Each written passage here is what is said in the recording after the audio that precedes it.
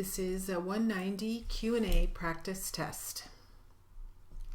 Plaintiff attorney, Mr. Lewis, capital L-E-W-I-S. Defense attorney, Mr. Tatum, capital T-A-T-U-M. And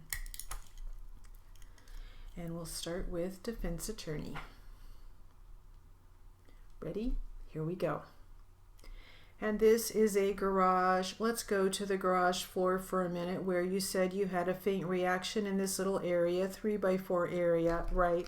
Not a real bright, quick reaction like you get with bleach, for instance, right? And the area you then sampled and tested after that, right? That's right. You turned the lights and then you used these very sensitive tests to see if there's any possible blood, yes. And that would be human or animal, right? That's right. In that area you didn't find any kind of blood reaction at all, that's right, but there were some other samples of blood that had been recovered earlier as far as you could tell. That's what I was told. And do you know, did you ever find out what the results of those blood, whose blood it was or wasn't? No, that comes later, not part of your responsibilities. Is that right? That's right. Okay, all right, let me switch and talk with you for a few minutes about the burn pit, okay? You talked about some experience that you had being called out to the woods to look at bones or something of that nature. There had been a couple of burial sites and one from earlier that year that it involved burning, okay? And so you have enough experience to be able to recognize bones, yes, not distinguish human bone from animal bone, but you can kind of tell what's bone and what's rock and that sort of thing. Yeah, I could. Maybe not all kinds of rock, but bone from, say, plant materials, piece of bark. Bone from, you mean you can distinguish bone from plant materials or bark. I have as you pointed out, I have a background in plant biology, so I feel comfortable with plant materials versus bone, but not so comfortable with, say, some limestone versus a piece of bone. Okay, and you know you are not actually a forensic anthropologist. No, I'm not. To your knowledge, did Mr. Lawson call a forensic anthropologist out to the scene of the burn pit? Not to my knowledge. Or Mr. Wilson? No, not to my knowledge. Okay, now you talked about excavating this site a little bit. Do you know how a possible bone site is supposed to be searched by? You know what an archaeologist or a forensic archaeologist or anthropologist would do? Objection, compound question. Which is it? Archaeologist. I have no training in archaeology. We do excavate burial sites differently than we excavated this ash pile. Okay, and when you do that, one of the very first things you do is make sure that you document it with photos before the site has been altered, right? That would be the first step, and that in fact you take numerous photos throughout the process, documenting it before, during, and after, right? Quite often, yes. And that the proper way is to sort of establish a contamination path, let's call it, an area outside of the area that you think might be worthy of excavation, where you are allowed to walk back and forth and not worry about contaminating anything. Is that right? Well, that's generally true with most crime scene items. All right, you want to limit the access to the site in some way.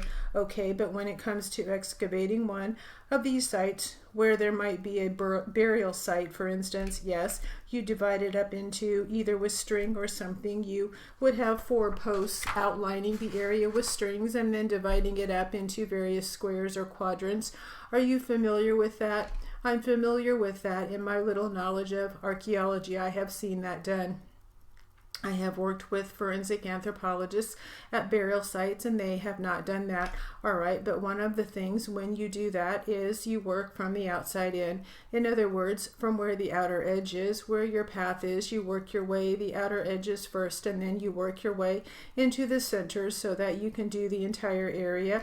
Well, usually with a burial site, your first goal is to define the extent of the hole. So once you have defined the perimeter, then you work outside of that and dig down alongside of where you think the burial site actually is, and then you excavate from down and sides and underneath to the core, okay, to where the body would be, sort of outside into the middle, right, generally. And when you do recover an item in the course of that excavation, it's important that you make note of exactly where in that, within that perimeter area, you find that bone or that item, right?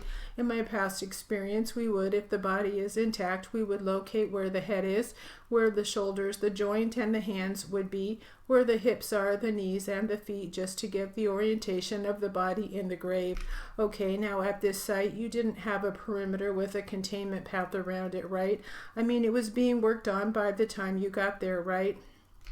Well, it wasn't a burial per se, so it wasn't a great perimeter. There was a scooped out area of dirt with ashes, right? So the ashes was our perimeter. Okay, but somebody would use the shovel. You said mostly you, but sometimes others, and dig up a portion, then bring it over to be sifted, right? Right. And this area, the whole area that was excavated, was about how big? Probably roughly the size of this table I'm sitting at. And nobody, when you would bring over a shovel here or shovel there, nobody made or kept track of where exactly in that. I guess we should identify it for the record. The area is what? Maybe 5 by 4, 5 by 4 feet. Yeah, okay, nobody made or kept track of where within that area any particular suspected bone may have been, right? No. And if any suspected bone was found outside of that area, nobody made specific note of just where outside of that area that came from either, did they? Objection calls for hearsay knowledge, and it's non-specific as well in terms of who, what, and where. Well, as far as hearsay, I understand you to be questioning this witness. I'm assuming he's asking the witness based on his own knowledge.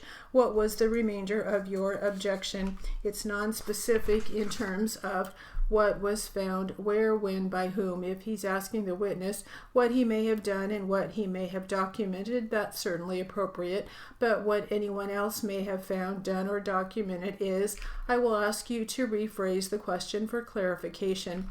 All right, I guess the point here is that various items of suspected bone were brought to you to be sifted. I mean, various areas of dirt or whatever were brought to you to be sifted, and then suspected bone fragments were found, right? Right.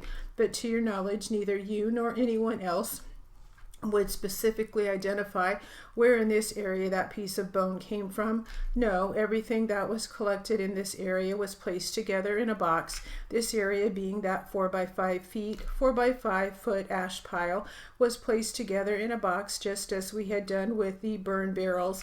And did you find anything, did you sift anything outside of that pit area on the grass or further over above where the dog was in that picture on the mound or anything like that? No, we were restricted to the ash pile. Okay, and you just worked on it that one evening? Yes. You didn't come back the next day to do any further work? No, that was the last day I was there, and that was done actually at night. You said, well, we worked up until it got dark.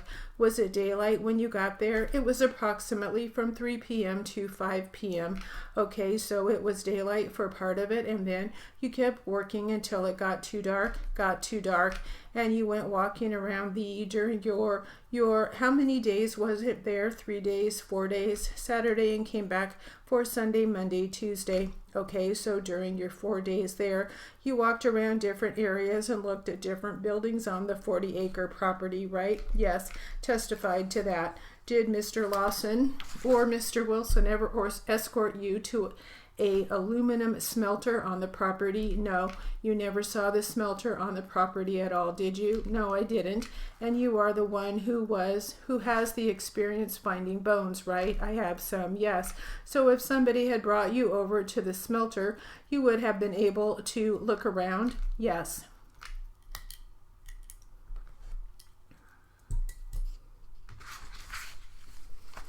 All right, the word list.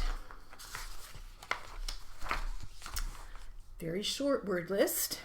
Lawson, capital Lawson. Wilson, capital Wilson. And that is it for the word list, and that will conclude our 190 Q&A practice test.